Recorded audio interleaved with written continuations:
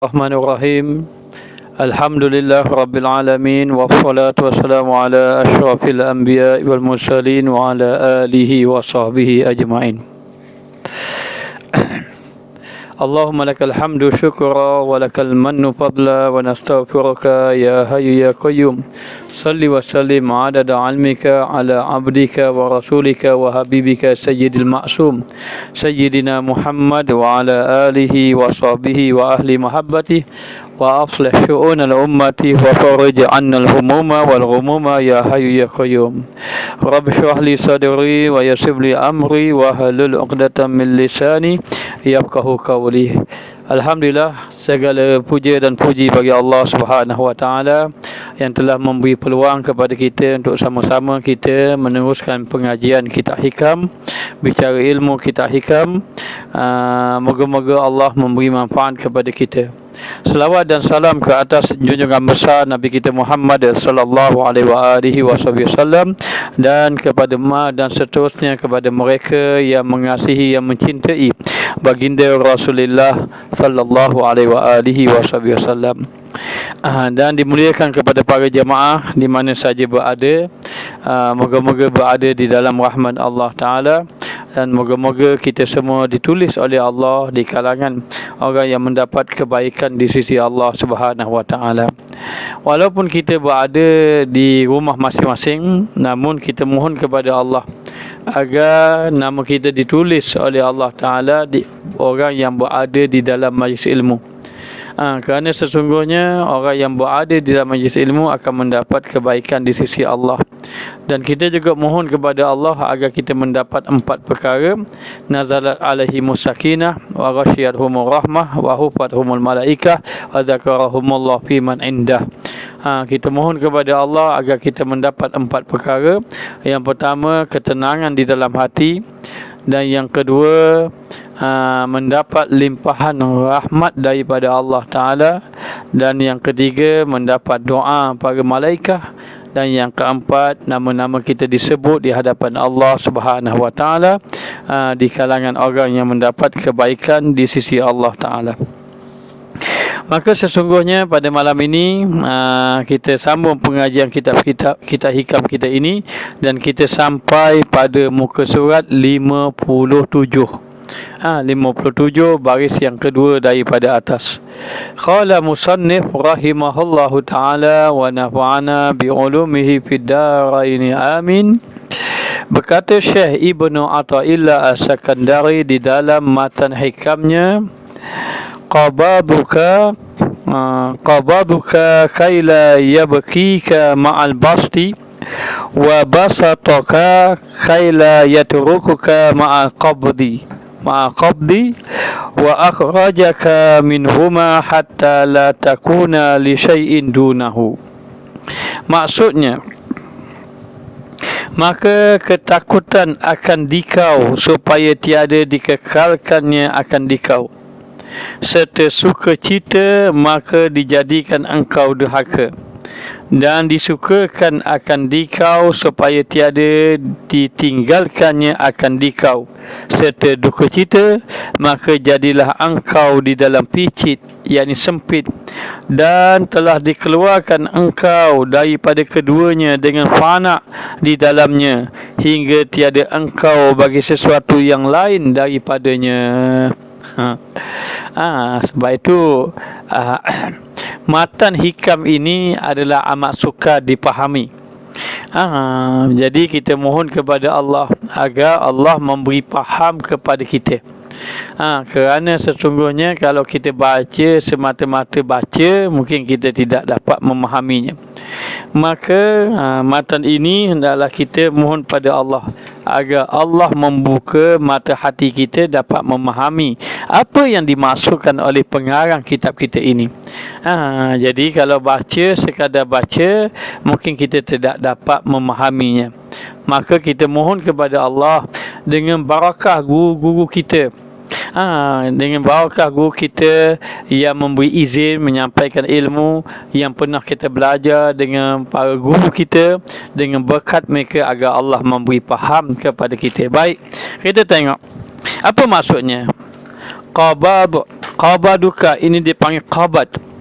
Qabaduka yakni takut. Takut akan dikau supaya tiada dikekalkan, tiada dikekalnya akan dikau. Allah Ta'ala mendatangkan sifat takut, tetapi takut itu Allah tidak kekalkan kita dalam keadaan takut. Allah Ta'ala tidak kekalkan kita dalam keadaan takut serta sukacita. Maka Allah Ta'ala datangkan sukacita, suka selepas rasa takut. Selepas rasa takut, Allah Ta'ala datangkan suka. Kenapa? Kerana maka kalau didatangkan takut saja ataupun didatangkan sukacita, maka jadilah engkau derhaka. Akhirnya menjadi derhaka. Kerana apa? Kerana orang ni kalau dia terlalu suka, dia suka hati kita, maknanya rasa aman, akhirnya dia menderhaka kepada Allah. Melakukan maksiat kepada Allah, tidak melakukan ibadah kerana duduk dalam keadaan gembira, duduk dalam keadaan nikmat. Maka bila Allah Ta'ala bagi nikmat, tujuannya supaya kita ingat pada Allah.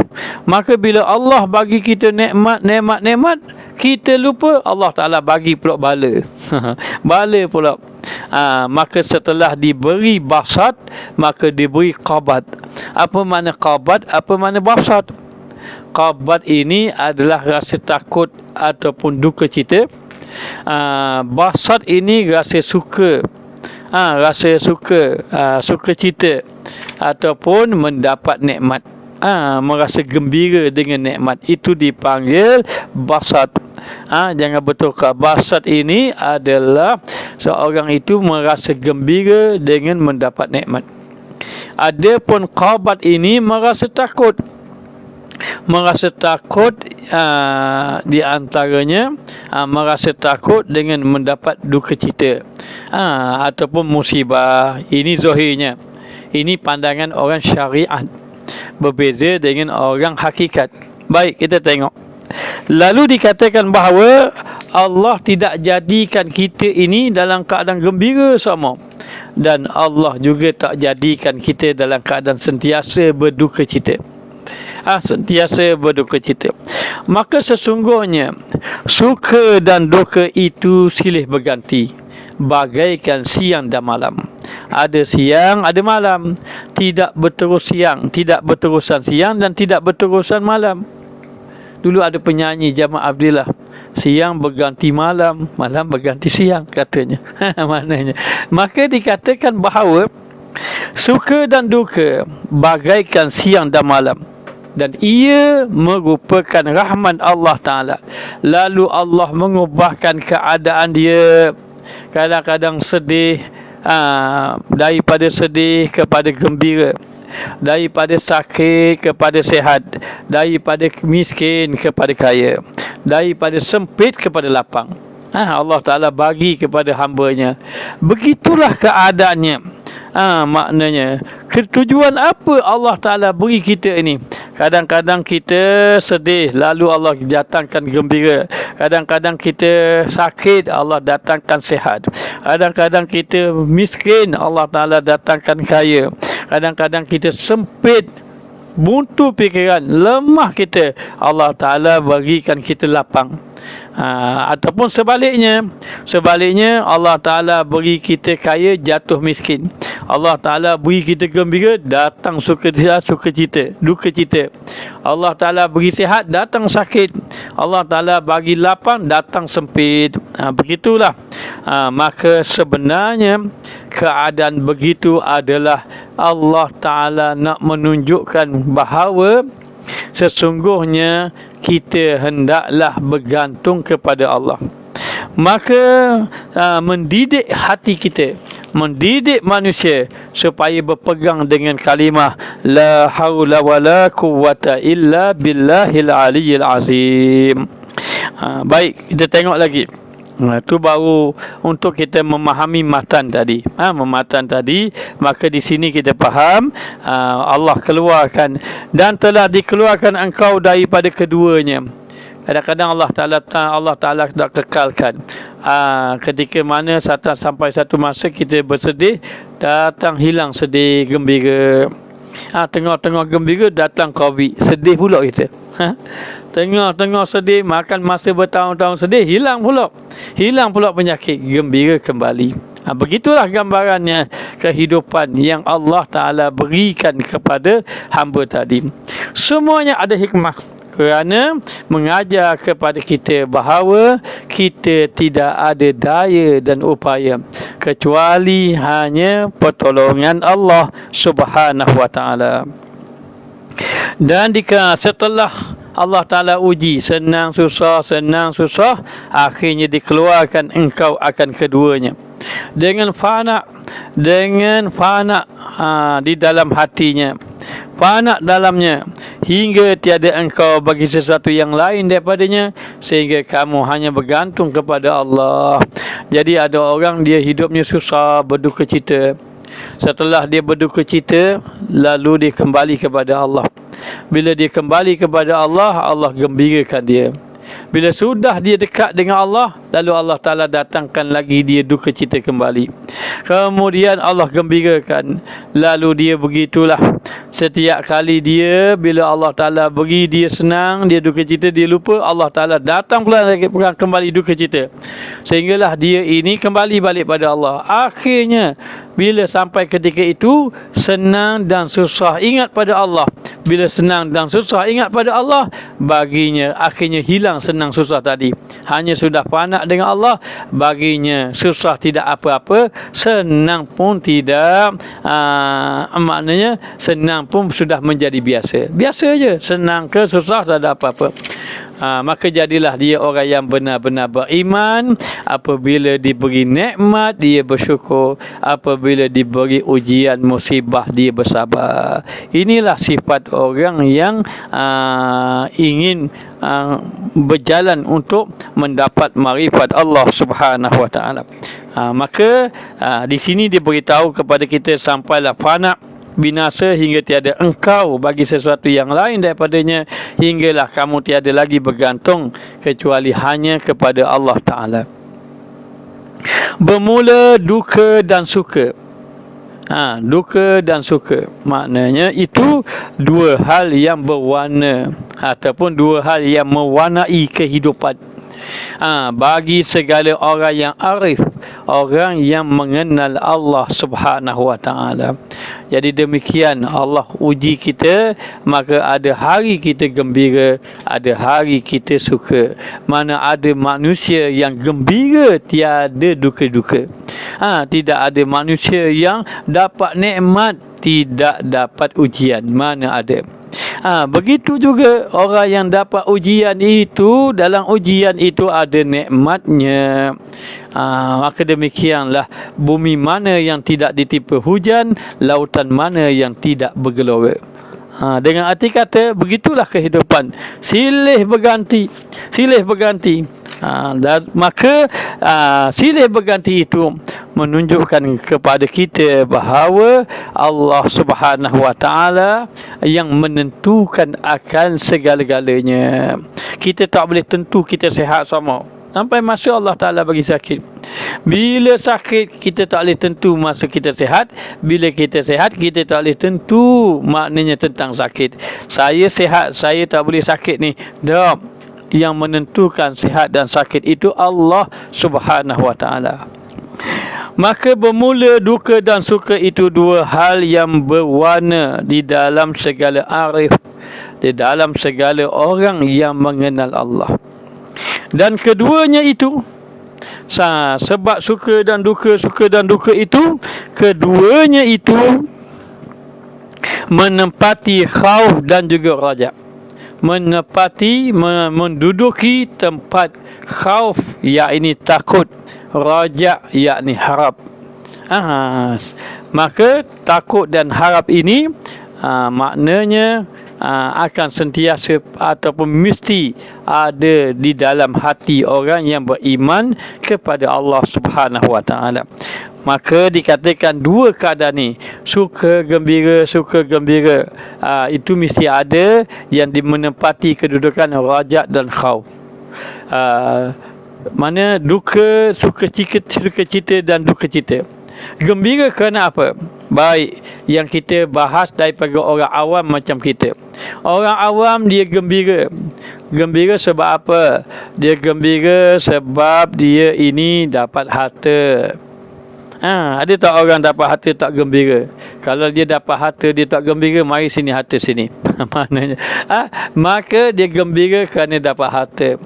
Ataupun dia gembira kerana dia dapat sihat. Dulu dia sakit, dia sihat. Maknanya maka dia gembira. Ataupun dia gembira dia dapat pangkat. Dia naik pangkat lalu gembira. Dapat surat, maknanya gajinya dinaikkan. Dia daripada assistant penolong dia jadi manager. Contohnya dia gembira. Ini gembira orang awam. Ini gembira orang awam. Dia bertanding, dia menang. Jadi wakil rakyat, dia gembira. Ini gembira orang awam. Ini gembira yang rendah pandangan di sisi Allah. Pandangan sisi Allah Ta'ala ini gembira yang rendah. Tapi duduk dalam kegembiraan duduk dalam kegembiraan. Tidak ada masalah. Mari kita orang yang berjalan kepada jalan Allah, gembira mereka itu dia panggil basat gembira mereka itu. Gembira mereka itu adalah qarbu syuhudil habib, yakni gembira kerana dapat mendekatkan diri kepada Allah. Inilah gembira yang dicampakkan di dalam hati. Gembira yang orang yang salih kepada Allah, orang yang berjalan kepada Allah Ta'ala ini, mereka gembira kerana mendekatkan diri kepada Allah. Gembira dapat sembahyang. Jadi kalau orang tu sedih tak dapat sembahyang Jumaat, sedih kerana tak boleh sembahyang berjemaah, sedih kerana tidak boleh sembahyang macam dahulu, ini tanda keimanan kepada Allah. Jangan kita marah-marah pula. Orang nak dia minta saya nak sembahyang Jumaat, mari kita buat minta supaya dibukakan masjid. Jangan kita marah. Mungkin itu dalam hati dia rasa sedih. Dan kalau kita tak rasa sedih macam dia tu, maknanya kita tak perlu marah. Kenapa? Kerana Allah Ta'ala memberi kedudukan masing-masing. Ada orang dia sangat sedih. Sangat sedih. Siapa menangis siapa menangis dia tu. Maknanya maka sedih itu makna ada sedih kerana hilang harta, ada sedih kerana hilang pangkat, ada sedih kerana difitnah. Ini sedih orang awam. Begitu juga gembira dapat harta, itu gembira orang awam. Baik kita tengok orang yang arif billah, antaranya orang yang mengenal Allah, mereka itu gembira dengan sebab qarbu syuhudil habib, kerana dia dapat mendekatkan diri memandang Allah. Maka gembiralah dia apabila dia berjaya melakukan ibadah. Gembira boleh bangun malam, gembira boleh baca Quran 3 juzuk satu hari. Gembira dia. Inilah gembira yang dikehendaki. Dia panggil basat. Ataupun dia gembira dengan sebab bisyuhudi jamalillah, ataupun dengan memandang keindahan Allah, memandang keindahan Allah Ta'ala, maka dia gembira. Merasa dan melihat jamal Allah, keindahan Allah Ta'ala. Sama ada keindahan Allah itu boleh dilihat melalui musibah. Macam mana? Bila ditimpa musibah, dia pun dekat diri Allah, dia gembira, ya Allah, dengan musibah ni aku bangun malam. Betapa ramai orang kadang-kadang bila Allah Ta'ala beri ujian, dia dekat diri dengan Allah. Melihat, ataupun dia gembira dengan bikashfil hijab, dengan Allah membuka hijab, membuka hijab yang selama ini menutupi hati dia, sehingga dia dapat memandang akan hatinya, memandang akan hatinya kepada Allah Ta'ala. Dengan arti kata, bila dibuka hijab, maka di antara hijab orang-orang soleh yang dikehendaki bukan melihat aib orang, hijab dapat melihat aib diri. Itu antaranya. Ataupun yang keempat, Allah dia gembira. Ni gembira orang arif billah, iaitu gembira apabila Allah tajallikan akan sifatnya. maka melihat kepada sifat Allah. Maknanya apa? Bila dia melihat bukit, dia dapat merasa kudrat Allah Ta'ala, sehingga rasa gerun dia di dalam hatinya. Apabila saja dia melihat alam, dia merasa jamal Allah Ta'ala, kecantikan Allah, ciptaan Allah, sehingga dia merasa takjub kepada sifat Allah. Maknanya syuhud kepada memandang sifat Allah. Ini semuanya kegembiraan orang yang Allah Ta'ala campak di dalam hati, kesan daripada dia ibadat kepada Allah. Maka ini basat, gembira dengan sebab Allah, sesuatu yang Allah Ta'ala campak di dalam hati. Dan satu lagi dia panggil qabat. Apa makna qabat? Qabat ini kita kata takut. Selain pada takut, sedih. Ya jugalah. Takut, sedih boleh masuk dalam qabat. Masuk di dalam qabat. Kerana kalau kita kata takut ni atas lagi, qabat dalam lagi, bawah lagi. Maka dia dapat qabat. Qabat ni dia merasa sedih, merasa sedih, merasa takut, takut yang mendalam. Kerana apa? Macam kita sedih, orang awam ni sedih apa? Sedih hilang harta, kereta baru beli ni curi dia orang, contoh saja. Sedih maknanya, ataupun sedih kerana apa dia ni, kerana hilang sesuatu benda yang kita sayang. Allah, telefon saya hilang, saya baru beli 5,000 harga. Telefon apa dah harga 5,000 ni, contoh je lah. Harga 5,000 hilang, maka sedih lah dia, kereta hilang. Ataupun kereta telefon dia hilang, itu sedih orang-orang macam kita, orang awam. Tetapi orang-orang yang saleh, orang-orang yang arif billah, yang mengenal Allah Ta'ala, mereka sedih. Di antaranya fawatu maghrub, maknanya di mereka sesuatu yang mereka inginkan melibatkan ubudiyah terluput. Maka sedih mereka, menangis siang malam, menangis. Kenapa menangis siang malam? Kerana sesungguhnya terlepas dia sembahyang tahajud. Menangis dia, begitu. Ini dia panggil qabat. Qabat maknanya bersedih dengan ini, sedih orang soleh, sedih dengan sesuatu yang hilang yang dia inginkan, hilang yang melibatkan ubudiyah kepada Allah. Ataupun adamul husulil matlub, tiada mencapai apa yang dia cita-cita. Apa yang dia tercapai, apa yang dia cita-cita. Seperti apa? Seperti apa dia ini, nak sembahyang 500 rakaat, boleh 300 je, sedih. Macam Imam Ahmad Ibn Hanbal, menangis dia. Kerana apa? Dia hanya mampu sembahyang 200 rakaat sehari, sedangkan biasanya 400. Kenapa begitu? Sebab dia sakit, lalu menangis. Ini sedih orang soleh. Murung sedih mati orang yang tersayang. Ya juga. Maknanya itu sedih jugalah maknanya. Maka sedih orang-orang yang soleh ni, dia melibatkan sedih pada Allah, sedih kerana kepada Allah. Ada pun ada sedih mati orang yang tersayang ini, sedih orang awam lagi sebenarnya. Orang-orang arif billah, sebagaimana satu orang tabi'in, ketika mana anak dia wafat. Anak dia ada apa ni, ada 7 orang kalau silapnya. Orang pun beritahu, anak kamu meninggal dunia, mati. Kenapa? Kerana jatuh kuda.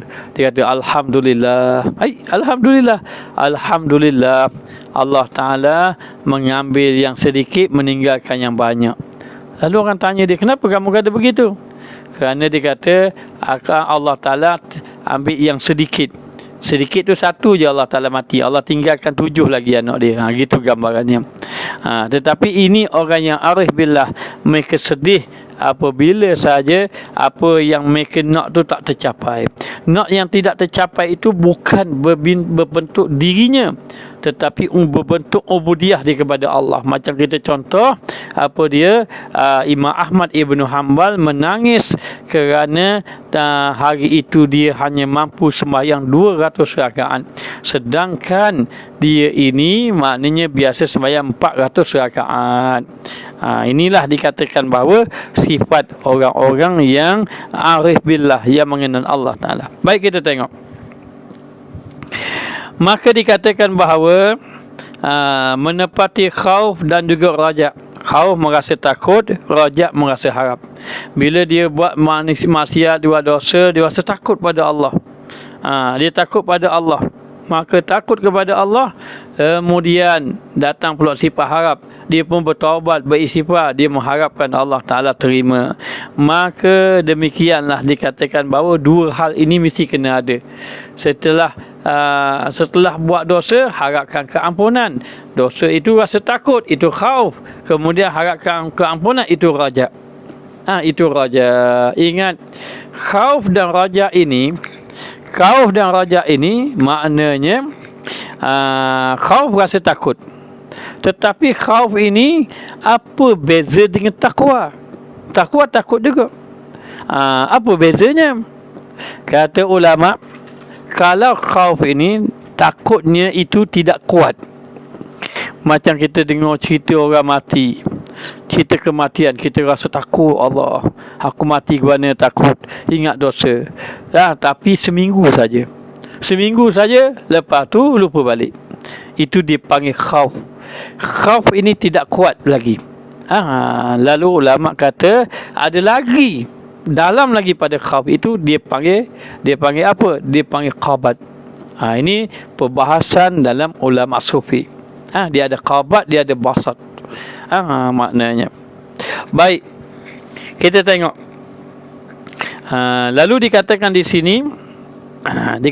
sini, menepati khauf dan juga raja. Segala murid yang mubtadi, segala orang yang berjalan pada jalan Allah pada peringkat permulaan. Khauf dan raja ni bawa peringkat permulaan. Peringkat permulaan. Contohnya macam mana? Okey, kita datangkan khauf dahulu. Datangkan khauf, kita cerita tentang kewafatan. Kita akan mati begini-gini, nanti amalan kita dihisap, kemudian dosa-dosa kita akan dikira di hadapan Allah. Lalu dia dicerita-cerita begitu, rasa takut. Maka takut itu dipanggil khauf. Panggil khauf. Maka ketika mana dia takut, dia inginkan macam mana nak lepas nanti. Lalulah diceritakan tentang taubat, diceritakan tentang istighfar. Maka dengan cerita tentang istighfar, tentang taubat, tentang jalan-jalan dia nak lepaskan diri daripada dosa-dosanya itu, yang membawa dia takut, maka ketika itu dia datang harap kepada Allah. Harap apa? Harap Allah Ta'ala beri keampunan kepada dia. Maka harap ini ada pada orang yang beriman, ada bagi orang yang melakukan ibadah kepada Allah Ta'ala. Melakukan ibadah pada Allah. Maka kita pun sembahyang sunat, kita harap Allah terima ibadat kita. Kita pun buat berdoa, beristighfar, kita harap Allah mengampunkan kita. Bila saja kita nak buat dosa, kita kata tak boleh ni, dosa ni sanggup, maknanya mu nak ambil hak orang nanti ke akhirat gana, mari takut. Begitulah sifat kita orang yang beriman. Allah beri, memang ada dalam hati takut dan juga harap. Hanya atas keimanan seseorang itu, kalau dia kuat, dia kuat takut dia tadi, maka takutnya semakin mendalam dalam hati dia, dalam hatinya, sehingga masuk dalam asrar, dalam rahsia hati, dalam fuad, dalam kedalaman hati dia lagi. Jadi dalam keadaan macam itu dikatakan bahawa menempati khauf tadi bagi orang yang mubtadi pada peringkat yang awal. Dan sebab yang keduanya itu, daripada segala warid yang datang ia atas batin hamba. Sebab datang rasa takut, rasa harap, kerana apa? Kerana ada sesuatu yang datang di dalam hati. Kenapa rasa takut? Oh, orang tu cerita tentang kematian begini-begini, mari masuk dalam hati rasa takut. Kenapa jadi semangat? Boleh bangun malam kamu Alhamdulillah. Ustaz tu kata kalau bangun malam ni dapat bidadari syurga katanya. Jadi datang harap, jadi bangkit beribadat. Bermakna apa? Bermakna harap dan khauf itu sesuatu yang datang di dalam batin hati hamba Allah Ta'ala tadi. Dan dhaifnya dan kuatnya, atas kuat atas lemah lah. Atas kuat atas lemah. Ada satu orang tu kita cerita dia, kak kena bangun malam begini-gini. Jumpa dia kata, Alhamdulillah Ustaz, semenjak Ustaz nasihat saya tak tinggal-tinggal lagi sembahyang malam. Masya Allah. Dengar nasihat kita tak tinggal malam, kita je yang kurang sembahyang malam. Maknanya apa? Kuat dia terima tadi. Maka ada orang bila dia mendengar sesuatu, maka rasa khaufnya kuat, takut dia kuat. Ada orang yang dia mendengar sesuatu daripada ilmu tetapi rasa khauf dia tak kuat. Jadi takut dia tak kuat tu yang dia tidak dapat membangkitkan amal.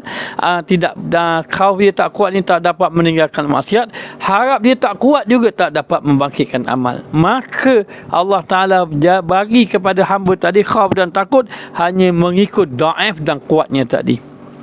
Kuatnya dengan sekiranya kuat manakala warid yang datang atas batinnya itu mengikut kekuatan yang dia dapat, maka ada orang kata menembus di dalam hati.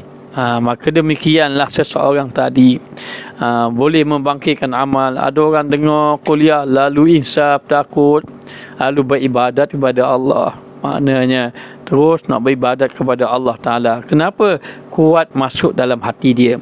Ada orang dengar saja tak kuat, masuk dah tapi tidak kuat. Tidak kuat. Begitulah mengikut pembukaan hati. Itu baru peringkat awal orang yang mubtadi, peringkat permulaan yang datang kepada orang yang datang kepada Allah. Dan maksud di sini bahawasanya kedua-duanya itu dua sifat. Ini kena faham betul-betul ni dalam kenyataan ini. Kedua-duanya, apa dua-dua tadi? Rajak dan khauf tadi dua sifat. Yang kurang keduanya, yang kurang lagi, kurang keduanya tadi dengan nisbah kepada yang di atas keduanya lagi, dengan nisbah yang ada di atasnya lagi. Apa maksud dia ni? Sebab tu kita hikam ini payah kena faham betul-betul ni. Kena faham betul-betul. Apa dia? Dia kata khauf, rasa takut dan rasa harap ini mengikut apa yang kuat yang datang dalam hati. Datang dalam hati. Jadi kuat takutnya, kuat harapnya itu. Maka kuat dan takut dan harap itu ada lagi di atasnya lagi. Nisbah kepada di atas keduanya. Apa di atas keduanya? Ya, kalau kita kata khauf, takut itu atas pada takut itu dipanggil qabad. Qabad. Dan satu lagi dia kata harap. Atas pada harap itu adalah basat. Kalau kita tulis graf, kita ini khauf, ini raja. Atas pada khauf itu adalah qabad. Atas pada raja itu adalah basat. Maknanya basat. Jadi orang awam kadang-kadang dia duduk dalam khauf dan raja saja. Tapi orang-orang yang saleh, dia sudah dapat qabad dan juga sudah dapat basat. Sebab itu orang-orang saleh, orang-orang alim yang saleh, kita tengok dia istiqamah saja. Semayang sunat istiqamah, baca Quran istiqamah, ibadat istiqamah. Semangat dia kuat. Kita semangat kejap-kejap tinggal pula. Takut kejap-kejap kemudian tak takut pula. Kenapa? Kita kena peringkat mubtadi, peringkat orang yang permulaan hanya khauf dan juga khauf dan raja. Tetapi setelah khauf itu menepati dalam hati, menepati dalam hati, serap di dalam hati, lalulah berterusan dia dalam keadaan takut dia kepada Allah tadi, berterusan dia dalam hati. Maknanya maka ketika itu sudah dia mencapai qabad. takut yang kukuh. Begitu juga dengan rajak harap. Kemudian dia sentiasa harap kepada Allah sehingga membangkitkan dia amal. Tiba-tiba datanglah di dalam hatinya sentiasa kepada Allah Ta'ala tadi. Maka dalam keadaan macam itu dia sudah mencapai basat. Jadi harap dapat faham. Lalu kita dengar Allahu yakbidu wa yabsutu. Apa maknanya Allahu yakbidu wa yabsutu? Yakbidu ni Allah Ta'ala genggam, pegang. Yakbidu wa yabsutu, dah Allah Ta'ala lepas. Genggam ni menyebabkan orang takut, lepas ni menyebabkan orang gembira. Maka begitulah maknanya kedudukan hamba yang Allah Ta'ala bagi. Maka orang-orang yang sudah abid, orang-orang yang sudah dekat dengan Allah, maka dia sudah mencapai qabat dan juga mencapai basat. Baik. Maka dikatakan lagi, maka bahawasanya keduanya itu menghendaki keduanya. Untuk mencapai basat mesti ada harap, mesti ada rajak. Untuk mencapai qabat mesti ada khauf. Maknanya, jadi menghendaki kedua-duanya itu, kekal hamba itu dalam wujud, kekal dalam hati rasa takut. Sebab tu para jamaah kita, kadang-kadang kalau kita rasa teringat Allah, bahayanya dosa, kalau kita kata fitnah itu lebih berat daripada bunuh orang. Maknanya kadang-kadang rasa takut Allah, bunuh orang tu jahat dah maknanya, tetapi fitnah orang jahat lagi. Begitu juga mengumpat. Mengumpat ini lebih dahsyat daripada zina. Dengar zina takut dah, tapi mengumpat lagi lebih teruk lagi, rasa takut lagi. Tetapi tidak kekal, tidak tetap dalam hati. Sampai masa kita buat balik dosa, nak fitnah, nak umpat orang, dan seumpama dengannya. Kenapa? Kerana tidak mencapai lagi qabat dan basat di dalam hati tadi. Sehingga dia kata bahawasanya kedua itu menghendaki keduanya itu kekal dia, kekal hamba dan wujudnya, biar kekal dalam hati dia, dan biar wujud, biar ada qabat dan basat dalam hati. Jadi para jemaah sekalian, malam ini kita dapat ilmu baru. Kerana selama ni kita dengar khauf, kita dengar rajak saja. Kalau orang cakap bab basat, orang baca bab qabat, ini ada dalam kitab tasawuf. Kitab dalam tasawuf. Lamanya orang kata khauf rajak saja. Sebenarnya khauf dan rajak itu mubtadi, orang yang peringkat permulaan.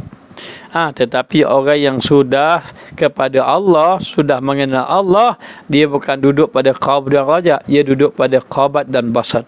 Ini baik. Tapi janganlah kita jadi perbahasannya, nak tanya orang apa makna qabat dan basat. Sekarang ni kita kena memahami bahawa supaya kita punya khauf kepada Allah Ta'ala ni berterusan sampai mendalam, sampai lekat pada hati kita. Maknanya baik. Dalam keadaan ini, dia kata hendaklah kamu ini dan hendaklah kekal hamba dan wujudnya, dan setengah daripada lutuf Allah. Apa makna lutuf? Kelembutan Allah. Kelembutan Allah pada hambanya dirupakan akannya keduanya. Dengan kelembutan Allah, Allah Ta'ala datangkan rasa. Satu ketika Allah Ta'ala datangkan kita basat, kita gembira. Bila gembira, maka Allah Ta'ala pun maknanya datangkan kita qabat pula, supaya kita ingat kepada Allah. Lalu ulama mengatakan, apabila Allah mendatangkan kegembiraan kepada kita, kebiasaan manusia itu gembira mereka lebih duduk kepada nafsu. Bila sudah gembira, banyakkan duduk pada nafsu. Jadi kita pun makan pun sedap, maknanya kita pun sihat banyak. Bila sentiasa sihat, kemudian nikmat banyak, biasanya duduk dalam lalai. Biasanya begitu. Maka Allah pun tambuh tengok hambanya ini lalai sama. Maka Allah Ta'ala bagi sekala. Allah Ta'ala pun bagilah. Bagilah dia tengah-tengah duduk nikmat, datang ujian. Bila datang ujian, lalulah dan kembali dia kepada Allah Ta'ala. Lihat, lalu ulama mengatakan apa? Ulama mengatakan khauf, takut, harap itu, takut dan harap, qabat dan basat itulah rahmat. Kenapa rahmat? Kerana supaya kamu ingat Allah. Selalu ingat kepada Allah Ta'ala. Maka Allah Ta'ala berfirman, likai la ta'saw ala ma fatakum wa la tafrahu bima atakum wallahu la yuhibbu kulla mukhtalin fakur. Apa maksud dia? Likai la ta'saw ala ma fatakum, supaya kamu tidak bersedih dengan apa yang hilang daripada kamu. Wala tafrahu bima atakum, dan jangan kamu terlalu gembira dengan apa yang Allah beri kepada kamu. Kerana apa?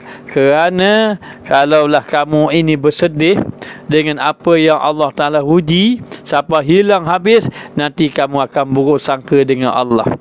Maknanya kalau kamu terlalu bersedih, akhirnya buruk sangka pada Allah. Kenapa Allah Ta'ala timpa saya ujian begini? Kenapalah Allah Ta'ala buat saya ujian yang berat? Kenapalah Allah Ta'ala tak nak beri rezeki pada saya? Kenapalah saya ini yang dipilih oleh Allah dalam keadaan buruk macam ni? Ini adalah kesan daripada terlalu bersedih, akhirnya membawa kepada buruk sangka dengan Allah Ta'ala. Buruk sangka dengan Allah. Dan begitu juga kalau Allah Ta'ala beri semuanya nikmat, dia ini diberi pengaruh yang ramai, kemudian harta yang banyak, Allah Ta'ala bagi harta banyak pula, pengaruh ramai pula, semua dia cakap orang ikut belaka, lepas tu harta dia melimpah ruah banyak pula, bimbang-bimbang jadi sombong pula. Lalu Allah Ta'ala mengatakan, wallahu la yuhibbu kulla mukhtalin fakur. Sesungguhnya Allah Ta'ala tidak suka setiap orang yang dipanggil mukhtalin fakur. Mana orang yang suka bermegah-megah, ataupun sombong. Orang yang sombong, fakur, dan suka berbangga-bangga. Minta maaf lah, kadang-kadang Ustaz terpaksa bagi tahu juga. Ini sebagai pandangan dan juga nasihat. Sesiapa yang Allah memberi nikmat kepada dia, contohnya Allah Ta'ala beri nikmat kekayaan, maka jangan dia terlalu tunjuk kekayaan. Seperti dia ambil duit satu guni, dia pun tunjuk orang ramai. Ataupun dia ambil duit banyak-banyak dia tunjuk. Maka seorang wali Allah, dia sudah wafat dulu kan, heboh kan, kita bersama orang panggil benda Pak Usuh Wali. Pak Usuh Wali pernah pesan, dia kata, jangan kamu suka tunjuk duit kamu di khalayak ramai. Ini nasihat dia. Jadi Ustaz kata ni maknanya apa yang dikatakan oleh wali Allah dan kita baca dalam kitab tasawuf pun begitu. Begitu. Jangan tunjukkan apa bimbang. Kalau kita tunjuk sangat, nanti takut orang jadi dengki pada kita. Hatta kalau boleh jangan tunjuk juga. Maknanya jangan tunjuk juga kebaikan-kebaikan kita. Lalu banyak tunjuk-tunjuk kebaikan kita pun tak bagus juga. Ini dalam pandangan sufi, dalam pandangan orang-orang tasawuf. Maknanya sebab itu kalau orang tasawuf, mereka ini buat kebaikan, dan setengah daripadanya itu maknanya mereka menyembunyikan amalan mereka, kebaikan mereka. Baik, boleh tak Ustaz tolong ulang maksud qabat dan basat? Okey, apa makna qabat, apa makna basat? Qabat ini maknanya dia ini asal makna qabat ini adalah genggam. Maka qabat yang dikatakan di sini adalah seseorang itu Allah Ta'ala memberi kepada dia sesuatu yang dia menyebabkan dia duka cita. Maknanya yang menyebabkan sesuatu yang dia duka cita, menyebabkan dia sesuatu yang dia rasa sedih, itu dipanggil qabat. Tetapi qabat yang dimaksudkan ini adalah yang berkaitan dengan ubudiyah kepada Allah. Macam Ustaz kata tadi, sedih. Kita sedih tak? Sedih basikal basikal pula. Apa ni, kereta kita hilang. Sedih tak? Sedih, duit kita hilang. Itu sedih juga. Sedih maknanya. Tetapi qabat ini sedih pun dia, takut pun dia, dan yang membawa kepada yang berkaitan dengan ubudiyah kepada Allah. Maka tidak dipanggil qabat lah. Sedih dengan sebab hilang kereta, bukan. Takut, sedih, takut masuk dalam qabat, tetapi dia melibatkan ubudiyah kepada Allah. Okey, baik, contoh gini. Contohnya macam mana? Contohnya bila mana kita terlepas sembahyang berjemaah, ataupun ginilah contohnya, kita tak boleh sembahyang Jumaat. Maka kita pun apa? Sedih tak? Sedih. Dalam waktu yang sedih, kita pun rasa takut. Sedih dan juga rasa takut. Takut kenapa? Nanti aku tinggal Jumaat, jadi aku munafik lah. Contohnya. Maka bila mana seseorang itu, dia ini meninggalkan ubudiyah kepada Allah, lalu datang rasa sedih dan rasa takut. Rasa sedih dan rasa takut. Dan rasa sedih dan takut itu betul-betul maknanya betul-betul terjunam di dalam hati dia. Itu dipanggil apa? Itu dipanggil qabat. Betul-betul terjunam dalam hati dia. Rasa takut, padanglah aku ni. Maknanya nanti aku jadi munafik, nanti aku mati macam manalah. Dia rasa takut. Dalam waktu yang sama dia rasa sedih. Ia melibatkan ubudiyah kepada Allah. Itu dipanggil qabat. Dan benda qabat ini mesti kekal dalam hati. Sabit daripada rasa takut, sedih, rasa takut, sedih, maka dia terus beribadat pada Allah dan sentiasa menjaga dirinya. Ini dipanggil qabat. Berkaitan dengan rasa sedih dan rasa takut yang sebab luput ubudiyah dia kepada Allah. Maka ingat, qabat dan qabat ini tak termasuk sedih hilang duit, tak termasuk. Maknanya itu rasa sedih ataupun takut yang melibatkan perkara dunia, itu tidak termasuk dalam qabat. Okey, baik. Satu lagi dipanggil basat. Basat ini adalah asalnya, basat ni keluasan, rasa sukacita. Sukacita dalam waktu yang sama ada harap. Jadi dua ni tak pisah. Sukacita dan harap, sedih dan takut. Maknanya. Jadi sukacita dan harap, sukacita yang macam mana? Bukan sukacita kerana dapat kereta baru, bukan. Bukan sukacita kerana dapat isteri, bukan. Tetapi sukacita yang mana dia dapat diberi sesuatu anugerah daripada Allah, seperti Allah memberi kasyaf pada dia, Allah membuka hijab dia, Allah memberi ilmu kepada dia, Allah memberi keyakinan yang kuat di dalam hati dia, Allah mencapakkan ketauhidan kepada Allah Ta'ala. Dalam waktu yang sama dia mengharapkan bahawa Allah mengharapkan agar Allah maknanya meradai dia. Itu antaranya dia panggil basat. Agak fahamlah ni. Sebab tu Ustaz awal-awal kata matan ini kena perhati betul-betul. Kadang-kadang dia amat sukar dipahami. Jadi insya-Allah moga-moga dengan pandangan mata hati kita dibuka oleh Allah dapat memahaminya. Okey, baik. Baik, kita tengok di sini lagi.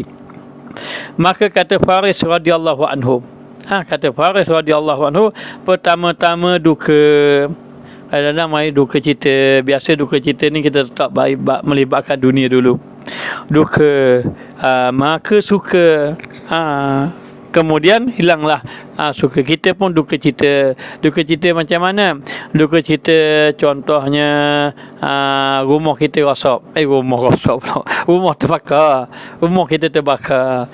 Maka duka citalah kita. Tiba-tiba orang bagi duit banyak. Orang buat demikilat dapat duit banyak. Boleh bina rumah baru. Maka duka cita, kemudian datang suka. Pertama-tama duka, maka suka. Kemudian maka tiada lagi duka dan tiada lagi suka. Sampai kepada peringkat orang yang soleh, orang yang arif billah, maka sudah tidak ada duka cita. duka cita tak ada, suka cita tak ada. Kenapa? Bagi dia bersamaan. Bagi dia bersamaan saja. Allah beri nikmat pun tak apa, tak nak beri nikmat pun tak apa. Allah beri nikmat pun dia beri nikmat dia bersyukur, beri ujian dia sabar. Sama je bagi dia, tak ada apa-apa. Sebab dia tak lihat dah kepada duka cita, suka cita, tak lihat dah pada nikmat kepada apa Allah beri, dia hanya melihat kepada Allah. Ini peringkat tinggi lagi. Peringkat tinggi lagi. Baik. Maka kata Faris ini, mula-mula duka, kemudian suka, kemudian tak ada duka dan tiada suka. Kemudian bahawasanya duka dan suka itu jatuh keduanya itu dalam wujud, dan ada pun serta fana dan baka, tiadalah keduanya itu. Akhirnya memula duka, kemudian suka, lepas tu duka cita tak ada apa-apa dah, tidak merasa apa, tiada duka, tiada suka. Kerana dah jatuh dalam hati dia, kerana itu wujud Allah. Kerana itu kerana sudah wujud Allah Ta'ala, akhirnya sudah fana dengan Allah, sudah fana dan kekal dia dengan Allah, maka dia tak lihat dah, sama saja suka cita duka cita, sama saja. Ini berlaku satu orang wali Allah di Yaman. Satu ketika rumahnya didatangi pencuri. Bila didatangi pencuri, lalulah dalam keadaan macam itu, susah hatilah keluarga dia. Maka bersusah hati keluarga dia, cari-cari, tak jumpa. Ternyata benar ada orang masuk dalam rumah dia. Masuk dalam rumah dia dan mencuri hartanya yang banyak. Maka termenunglah ahli keluarga dia, sedihlah ahli keluarga dia tentang kehilangan. Tapi ayah dia biasa je, tak rasa sedih. Lalu dalam keadaan macam itu, ayah dia pun pergi ke masjid. Lalu di masjid, ayah dia seperti biasa semayang sunat, berzikir banyak-banyak. Lalu anak dia pun datang. Dia kata, ayah, kenapalah ayah maknanya ayah ni, kenapalah ayah dalam keadaan orang duduk susah hati, susah, duduk sedih-sedih, ayah molek-molek ada duduk sini. Dia kata pada anak dia pun marah pada anak dia. Kerana apa? Yang hilang itu benda dunia je, tak ada apa-apa pun bagi dia.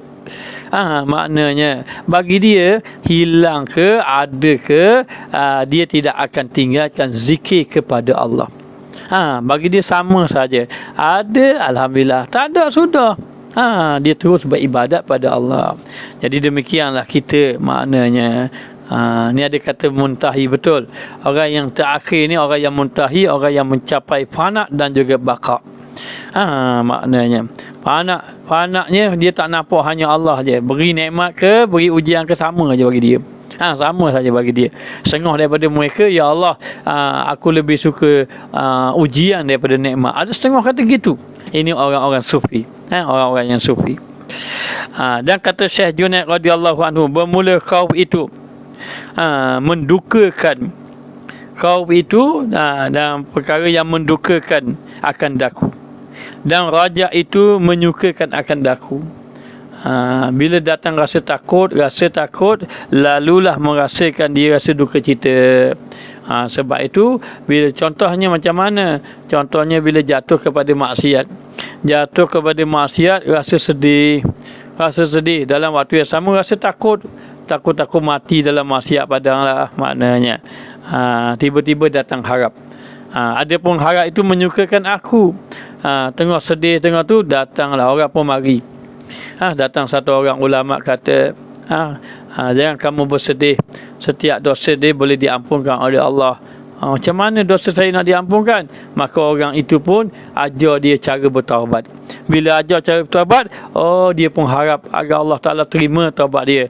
Maka harap itu menyukakan akan daku, dan hakikat itu menghimpunkan akan daku. Maka dengan itu, dengan duka cita tadi menghimpunkan dia dengan Allah Subhanahu Wa Taala, dan hak itu menceraikan akan daku apabila mendukakan ia akan daku dengan khauf, dan memfanakkan ia akan daku daripada aku. dan apabila menyukakan ia akan daku dengan rajak, maka mengembalikan ia akan daku atasku. Susah sikit nak faham ayat ini. Maka dikatakan bahawa bila dia datang satu benda yang menyedihkan, dia pun rasa duka cita. Bila datang duka cita, dia pun rasa takut. Lepas rasa takut, datang harap kepada Allah Ta'ala. Datang harap kepada Allah. Setelah datang harap, setelah datang duka cita, kemudian datang harap kepada dia, akhir sekali dikatakan bahawa bila saja datang rasa takut kepada Allah, maka aku memfanakkan diriku pada Allah.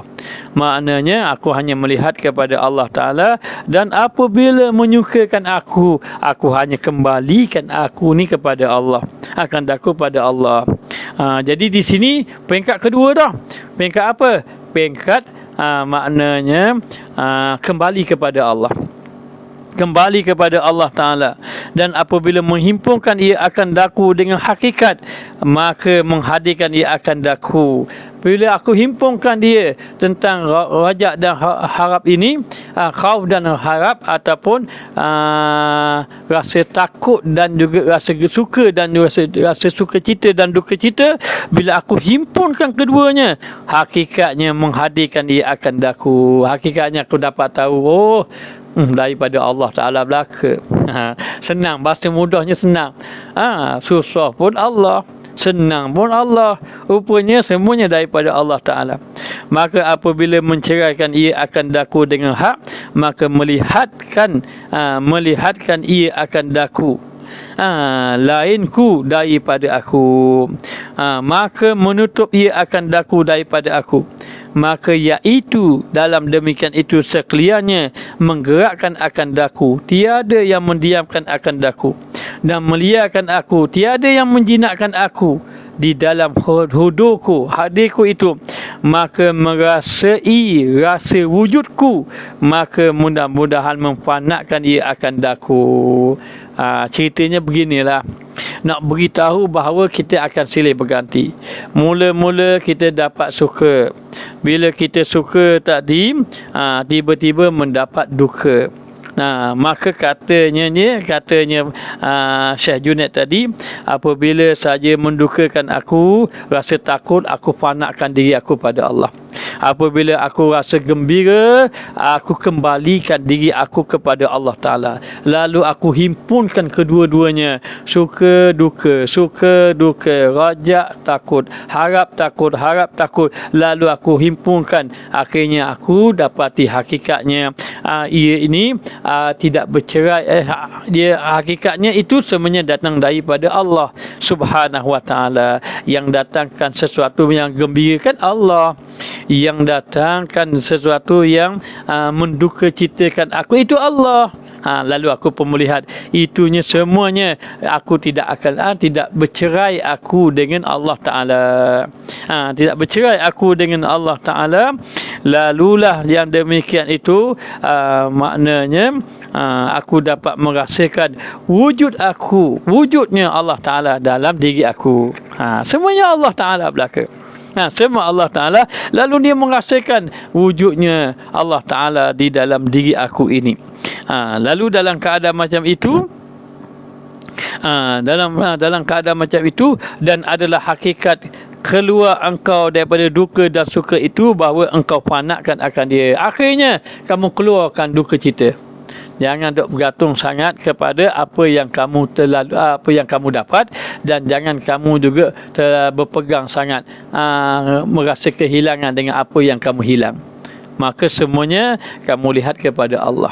Maka kamu melihat kepada Allah Subhanahu Wa Ta'ala. Maka keluarlah kamu kepada suka cita tadi, sehingga dikatakan kamu fana akan dia pada tiap barang-barang yang lain daripadanya, sehinggalah kamu memfanakkan, membinasakan diri kamu. Maksudnya apa?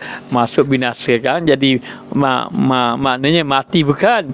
Maknanya hati kamu ini sudah tidak lagi memandang yang lain, hanya memandang kepada Allah Subhanahu Wa Ta'ala. Sebab tu orang-orang soleh beritahu, anak kamu sakit, oh baik. Lepas tu harta kamu hilang. Oh, itu baik. Maknanya lalu didatangkan berita-berita, itu baik. Jadi orang rasa hairan, baik belaka. Ya, kerana itu semuanya datang daripada Allah Subhanahu Wa Taala. Ini orang yang sudah memfanakkan dirinya kepada Allah Taala. Dan macam mana kita ni orang awam, hanya kita nak memberitahu bahawa apa-apa yang Allah Taala beri kepada kita, sesuatu yang menggembirakan kita ini, maka kita kena menyedari itu daripada Allah. Baik, di sini Ustaz nak bagi tahu tentang adab kita ketika mendapat qaubat. Apa mendapat qaubat? Apabila kita mendapat duka cita dan juga rasa takut. Apa adab dia?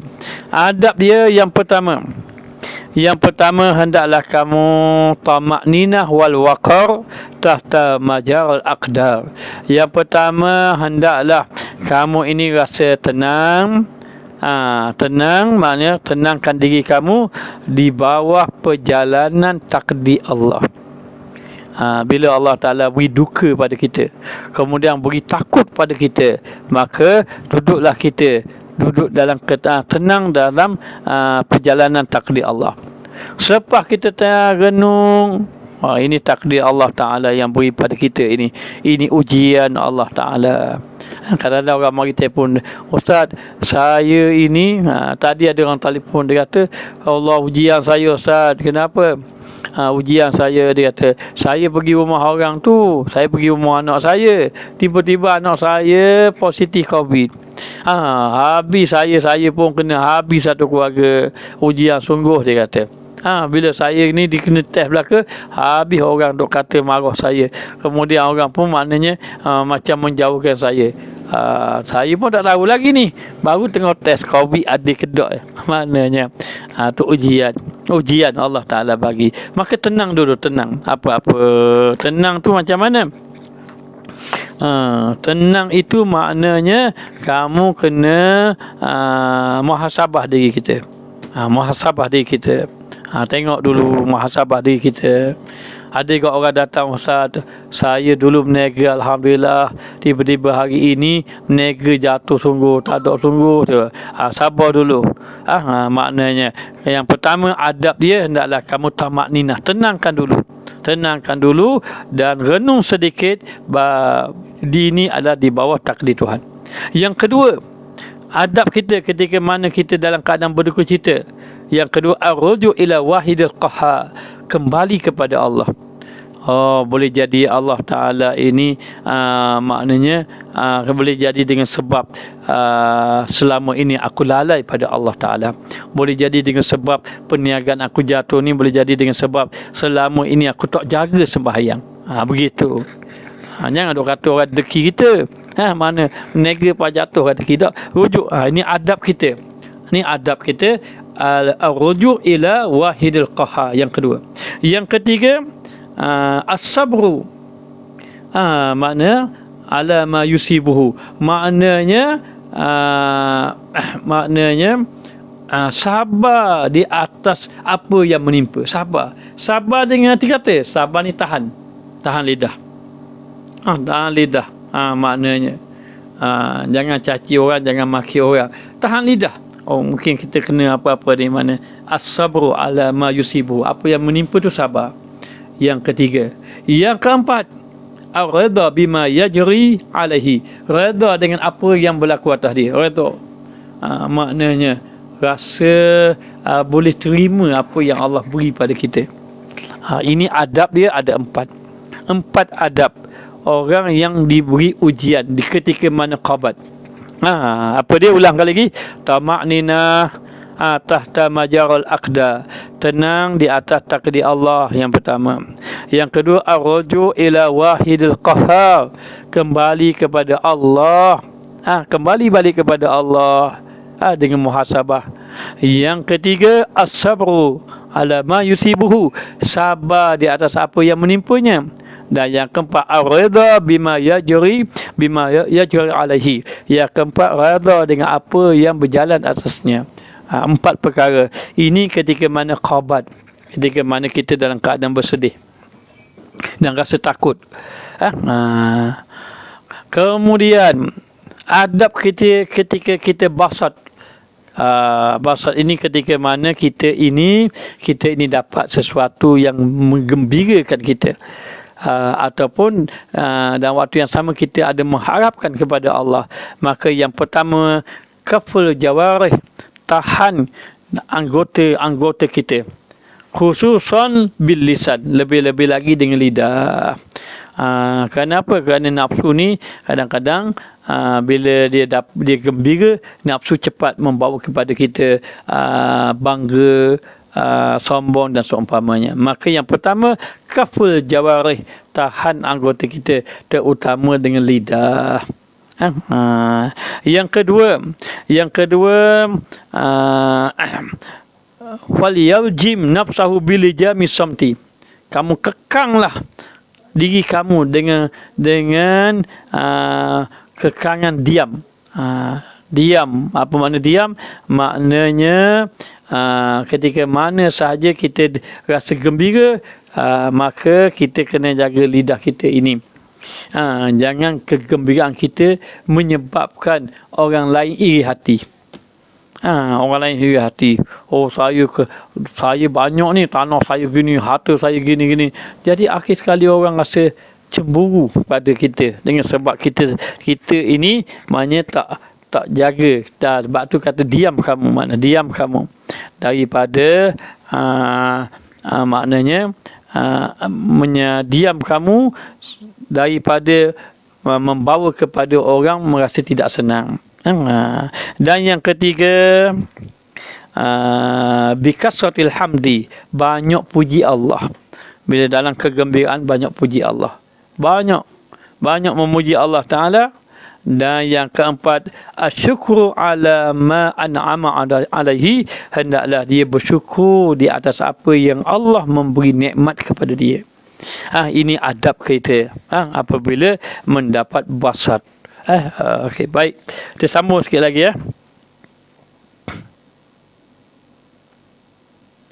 Dan adalah hakikat keluar engkau daripada duka dan suka itu, bahawa engkau panakkan dengan dia daripada tiap-tiap yang lain daripadanya. Maknanya apa? Maknanya hakikat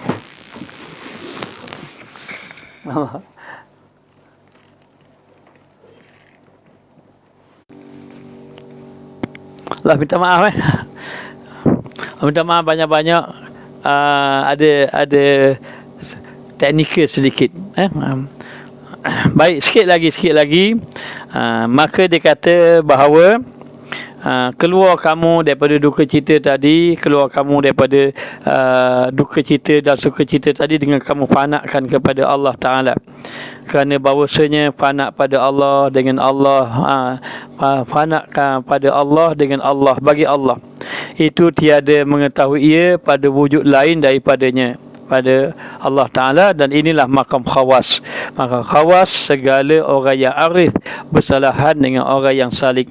Maka bahawasanya datang atasnya nikmat, maka sukalah ia. Ini ada kaitan dengan matan yang satu lagi. Matan yang satu lagi. Jadi yang terakhir nak bagi tahu, peringkat orang yang dapat, peringkat ni dia ada tiga. Satu dipanggil orang awam, satu dipanggil orang khawas, satu orang panggil khawasul khawas. Okey, orang awam macam mana? Orang awam ini ketika mana dia ini rasa takut, ketika mana saja dikuasai, maknanya bila datang rasa takut, maka dia pun mula rasa sedih. Rasa sedih. Apabila datang rasa gembira, dia pun mula rasa gembira. Datang rasa, ketika dia harap, dia rasa gembira. Dan gembira dan sedih tadi ini maknanya kadang-kadang tidak membawa kepada membangkitkan amal. Sehinggalah dia ini orang berjalan kepada Allah. Peringkat yang kedua, apabila saja dia ini datang rasa gembira, rasa takut, rasa gembira pada takut, maka dia pun kembali beramal kepada Allah Ta'ala. Ketika mana saja datang rasa takut, lalu dia dalam keadaan dalam keadaan maknanya kembali kepada Allah Ta'ala.